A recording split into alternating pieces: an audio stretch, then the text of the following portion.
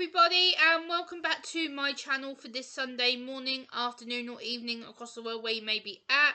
And today I wanted to do a part 2 about autism, masking and societal expectations, and why I can't be the real me out in public. And this was part of a discussion that I had with my friend John from my local hometown band, Easttown Pirates, and we got in depth quite talking about this subject, and he was asking me how I am, how my autism is, like what am I doing, and we got talking into this subject, and I thought, oh, I'll follow this up from the part 1 autism masking video that I did a few weeks ago. So yeah, welcome back to my channel, everybody. I hope you're doing well for this Sunday morning, afternoon or evening across the world. So I want to talk about societal expectations. Societal expectations as an autistic woman, autistic legally disabled woman, is the fact that I can't be the real me. Yesterday, I went out to see my friends, the Easttown Pirates, which I'll link their band information down below in the video description. And I was talking to John, my friend who used to be in the Easttown Pirates band, and he was asking me how I was and how am I getting on with my autism. So I told him about how I have to mask out in public because I can't be the real me, because people, if they see the real me, they'll basically change their opinion of me, and they'll be like, oh, well, Gemma acts different. Like, we see one side of her and then we see another side of Gemma to what Gemma's really like. So the struggle of being an autistic female is really difficult because I can't be my real self out in public, and having to put this constant mask of defence up to protect myself from getting hurt, critiqued, bullied, judged, mocked, made fun of, is really overwhelming and overstimulating for me a lot of the time.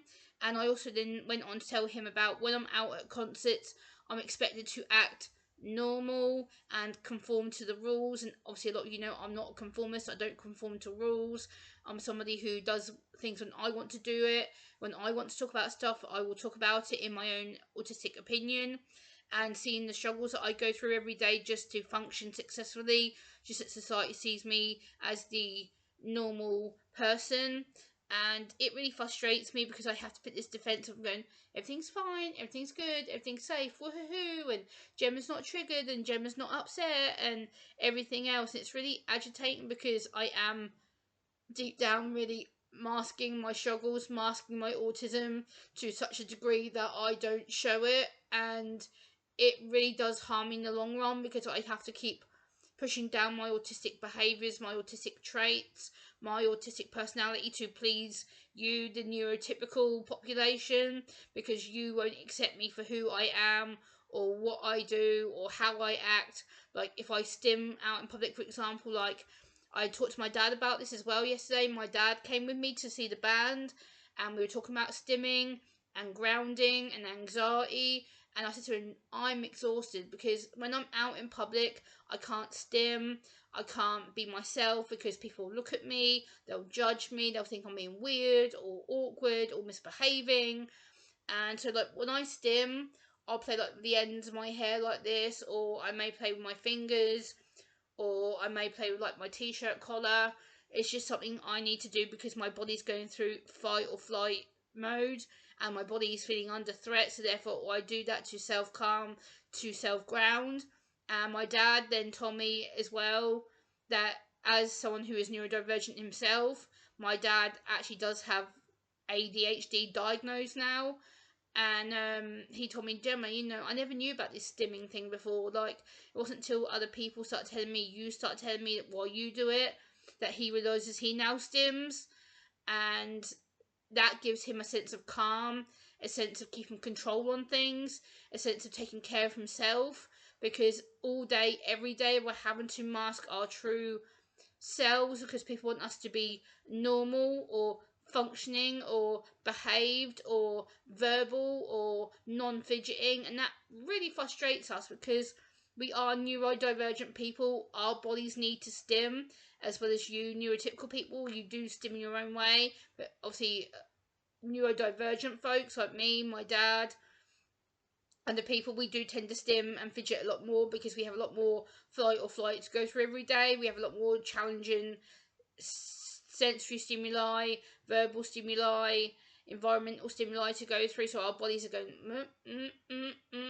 and building and building and building and building so much of it up, to the fact that then we have to release it, whether that's by shouting, by screaming, by singing, dancing, making things, going for a walk, doing something so basic to get that overstimuli out in a safe and constructed context, that we don't then potentially harm someone else, or we don't offend somebody else or upset somebody else with our behaviors and our actions at that time.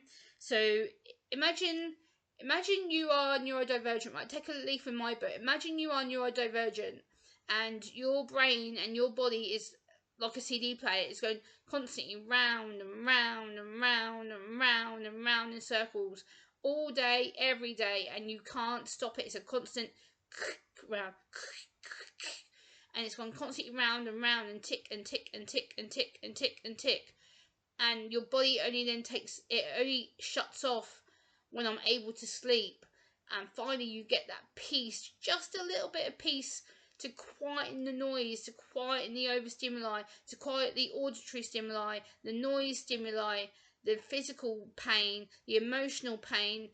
You just get that little bit of peace. Imagine how hard that is to every day have that tick, tick, tick, tick, tick, tick, tick, tick going around your head all the time, because you're having to appear as normal, having to act and function as normal. And then when I spoke to John from the East Town Pirates about this yesterday, he again reminded me that they don't see my disability label. They see Gemma the person. They see Gemma the happy person. They see Gemma their friend. They don't see me as being the autistic woman, the autistic girl. They see me as their friend. And because I'm able to be my real self with them, they know about my autism. They know about my anxiety issues. They know that I sometimes can't cope in crowded and noisy environments, but I do it because I enjoy the music, I enjoy the friendship, I enjoy the talking, I enjoy the food, I feel safe with them, I feel grounded with them, I feel that I'm able to actually relax and be myself. But until I get to that point, until I get to that venue, I know that they're there, and I know that they will look after me and support me and make me comfortable. That mask is on 24/7, because if I can't be myself, because I know I'm going to get judged, made fun of, mocked, bullied, teased, stared at, I put that mask on to go, oh, everything's good, and Gemma's not triggered, and Gemma's woohoo, and Gemma can talk, and she's verbal, and she can function, and Gemma can dress herself, and make sure she's dressed nicely, and her hair's done, and her hair's washed, and that she's got everything sorted out. And it's exhausting. Masking 24/7 is not fun. It is exhausting mentally, physically, emotionally, intellectually. Like, it is exhausting. I have to do this 24 hours a day because I can't be myself around other people in society. Also, then we talked about friendships. Friendships for me in the past have been problematic, and for me it's a case of I have to appear to be functioning as normal, to be a friend, to be a supporter, to be loyal. And when you meet one autistic person like myself, we are the most loyal, the most caring, the most compassionate, the most empathetic, the most understanding person that you'll ever meet. So, we will have your back 100% if you have ours. So, that's another thing as well. And another thing about us is that we are out of the box thinkers. We are people who don't conform to a box. We don't fit in a box. We're very much about seeing out of the box. We tend to have things in our heads that you would never think of. So again, that's another good thing with meeting people with autism. Also, I'm very lucky that I've known the East Ham Pirates now for over 12 years. So they know about my neurodivergence. They know about the way that I am, the way I act, the way I speak, the way that I look, the way that I dress. Is because I'm very much interested in them as people, interested in them as the band. And I will be interviewing Ricky and the band on my channel coming up soon. I'm just trying to diary schedule a time to fit them in, and for him with his work schedule as well. But yeah, masking in society in general is the most exhausting thing that I have to do. But I hope this has kind of helped the societal judgments. You understand what it's like to be autistic, to understand why I have to mask so much and so heavily, and why I can't be myself unless I feel safe, unless I'm grounded, unless I can trust you. Because if not, that mask just stays on, and it carries on day after day after day after day. Unless I know you and I feel safe, then that real person will come out. But until then, no. So I hope you've liked this video. Please like, comment, share and subscribe, and I will see you next time. Bye!